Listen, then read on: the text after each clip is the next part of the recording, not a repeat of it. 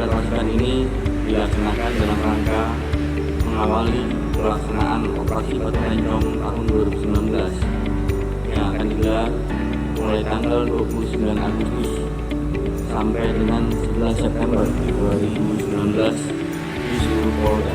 Apel gelar pasukan ini dilaksanakan dengan tujuan untuk mengetahui sejauh mana kesiapan personel maupun sarana pendukung lainnya, sehingga diharapkan kegiatan operasi dapat berjalan dengan optimal dan dapat berhasil sesuai dengan target serta sasaran yang telah ditetapkan.